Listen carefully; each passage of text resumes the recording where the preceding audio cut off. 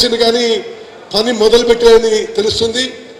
మరి అనేక దశాబ్దాలుగా కాంగ్రెస్ పార్టీలో అందరూ పరిచయం ఉన్న వ్యక్తిని మరి ఈ రోజు నిజామాబాద్ రావడం, ప్రత్యేకంగా వ్యవసాయానికి సంబంధించిన కార్యక్రమం రావడం నాకు ఎంతో సంతోషం, సంతృప్తి అని చెప్పి నేను మనవి చేస్తున్నాను. నేను ముందుగా ఈరోజు మాట్లాడిన నాయకుల విషయాల మీద స్పందిస్తాను. నేను సభాముఖంగా ఒక ప్రకటన చేస్తున్నా. ఎంఎస్పీ విషయంలో కానీ బోనస్ విషయంలో కానీ ఈ రోజు వరకు ఉమ్మడి నిజామాబాద్ జిల్లాలో ఎవరికి పెండింగ్ ఉన్నా 2 రోజుల్లో మీకు పైసలు వచ్చే విధంగా నేను చర్యలు తీసుకుంటా అని చెప్పి సభాముఖంగా మనం చేస్తున్నా. ఈ భారతదేశ చరిత్రలో మద్దతు ధరకి కొనుగోలు చేసి 2-3 రోజుల్లో డబ్బులు మీ అకౌంట్లో వచ్చే ప్రభుత్వం నేటి కాంగ్రెస్ ప్రభుత్వం చెప్పి మనం చేస్తున్నాం.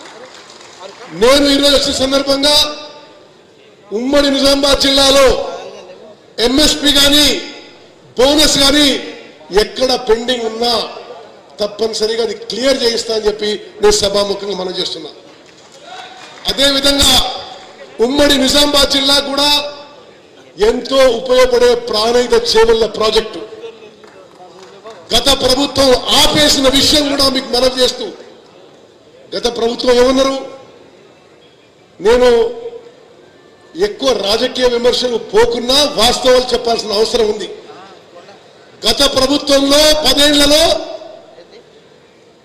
1.81 lakh crores 1.81 lakh crores ఖర్చు పెట్టి ఇరిగేషన్ లో నామమాత్రం పనులు చేసిండ్రు. ఎక్కడా పెద్దగా ఆయకట్టు సృష్టించలేదు గత ప్రభుత్వాన్ని చెప్పక తప్పదని చెప్పి మనం చేస్తున్నా. వాళ్ళ రోజు కాళేశ్వరం ప్రాజెక్టు మొదలుపెట్టినప్పుడు మేడిగడ్డ బ్యారేజ్ 100 మీటర్ల హైట్ లో కడతామని, తుమ్మడి ఎట్టు దగ్గర యథావిధిగా 148 హైట్ లో కడతామని చెప్పి హామీ ఇచ్చి పనులు మొదలుపెట్టిండ్రు. గత 10 ఏళ్లలో ప్రాణహిత చేవెళ్ల ప్రాజెక్ట్ కి తట్టెడు మట్టి